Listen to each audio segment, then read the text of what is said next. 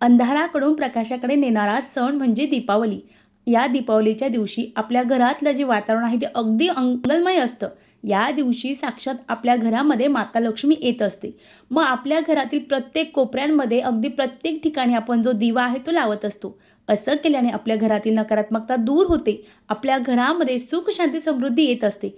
अहो मंडळी, मग यावर्षी दीपपूजन किंवा लक्ष्मीपूजन जे आहे ते कधी करावं?